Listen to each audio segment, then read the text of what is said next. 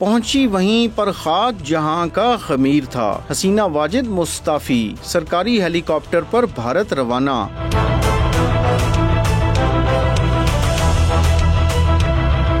شیخ مجیب الرحمان کی life line بھی بھارت اور بیٹی بھی انڈین ایجنٹ ثابت ہوئی، جیسا باپ ویسی بیٹی۔ شیخ حسینہ واجد جو جون 1996 سے جولائی 2001 تک اور بعد میں جنوری 2009 سے اگست 2024 تک بنگلہ دیش کی 10ویں وزیراعظم رہیں، وہ بنگلہ دیش کے سیاستدان اور دیش کے پہلے صدر شیخ مجیب الرحمان بنگلہ کی صاحبزادی ہیں، اور ان کا شمار بنگلہ دیش کے منجے ہوئے سیاستدانوں میں ہوتا ہے۔ پہلے وہ 1986 سے 1988 تک، پھر 1991 سے 1996 تک، اور پھر 2001 سے 2006 تک قائد حزب اختلاف رہیں۔ وہ سن 1981 سے بنگلہ دیش عوامی لیگ کی قیادت کر رہی ہیں۔ مجموعی طور پر 19 سال سے زائد عرصے تک اقتدار میں رہنے کے بعد وہ بنگلہ دیش کی تاریخ میں سب سے طویل عرصے تک وزیر اعظم رہنے والی سیاستدان ہیں۔ کافی عرصے سے بنگلہ دیش نیشنلسٹ پارٹی کی قائد خالدہ ضیاء کو ان کی سب سے بڑی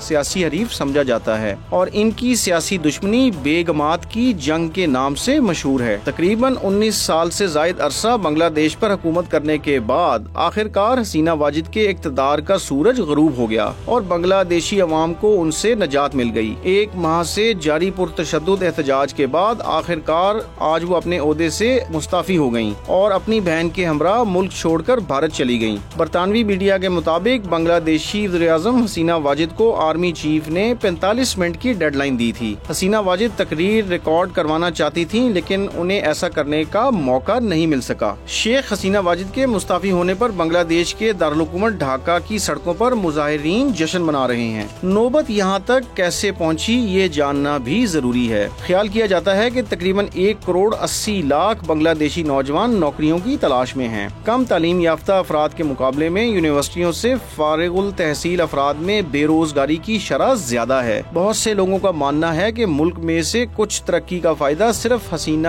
کی عوامی لیگ کے قریبی لوگوں کو ہی ہوا ہے۔ ملک میں کرپشن بہت زیادہ ہو چکی ہے، خاص طور پر حکمران جماعت کے قریبی لوگ اس میں زیادہ ملوث ہیں، جبکہ ملک میں طویل عرصے سے کرپشن بغیر کسی احتساب کے جاری ہے۔ انسانی حقوق کے کارکنوں کا کہنا ہے کہ بدعنوانی کے علاوہ گزشتہ 15 سالوں کے دوران ملک میں جمہوری سرگرمیوں کے لیے آزادی بھی کم ہو گئی ہے۔ گزشتہ 3 انتخابات میں ایک مرتبہ بھی قابل اعتبار آزادانہ اور منصفانہ پولنگ نہیں ہوئی۔ مرکزی اپوزیشن بنگلہ دیش نیشنلسٹ پارٹی نے 2014 اور 2024 میں یہ کہتے ہوئے انتخابات کا بائیکاٹ کیا تھا کہ حسینہ کے دور میں آزادانہ اور منصفانہ انتخابات ممکن نہیں ہیں، اور وہ چاہتے ہیں کہ انتخابات ایک غیر جانبدار نگران انتظامیہ کے تحت کرائے جائیں۔ بنگلہ دیش میں سرکاری نوکری کو اچھی تنخواہ کی وجہ سے کافی اہمیت دی جاتی ہے، تاہم تقریباً نصف نوکریاں، جن کی تعداد لاکھوں میں ہوتی ہے، مخصوص گروہوں کے لیے مختص ہیں۔ سرکاری نوکریوں کا 1/3 حصہ ان افراد کے اہل خانہ کے لیے مخصوص ہے جنہیں بنگلہ دیش میں آزادی کی جنگ کا ہیرو مانا جاتا ہے۔ تاہم طلباء کا کہنا ہے کہ یہ نظام متعصبانہ ہے اور سرکاری نوکری صرف میرٹ کی بنیاد پر ہی ملنی چاہیے۔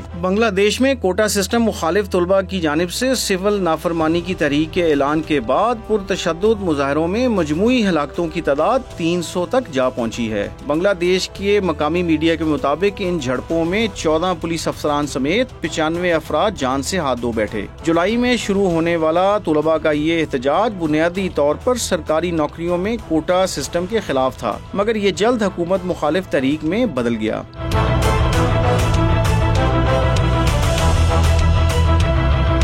بنگلہ دیش کی وزیر اعظم شیخ حسینہ واجد نے سول نافرمانی کی تحریک شروع کرنے والے طلباء کو دہشت گرد قرار دیتے ہوئے کہا تھا کہ سڑکوں پر احتجاج کرنے والے طالب علم نہیں، دہشت گرد ہیں جو ملک کو غیر مستحکم کرنے نکلے ہیں۔ اپنے ہم وطنوں سے اپیل ہے کہ ان دہشت گردوں کو سختی سے کچل دیں، لیکن بالآخر طلباء کا احتجاج رنگ لے آیا اور حسینہ واجد کو اپنا اقتدار گنوانا پڑا۔ حسینہ واجد کے استعفیٰ کے بعد بنگلہ دیشی آرمی چیف نے ملک میں عبوری حکومت بنانے کا اعلان کر دیا ہے۔ جنرل وقار الزمان نے قوم سے خطاب کرتے ہوئے کہا کہ ملک کو مخلوط حکومت کے ذریعے چلایا جائے گا۔ بنگلہ دیش کے تمام فیصلے فوج کرے گی۔ بنگلہ دیشی عوام کو یقین دلاتا ہوں کہ ان کے تمام مطالبات پورے کیے جائیں گے۔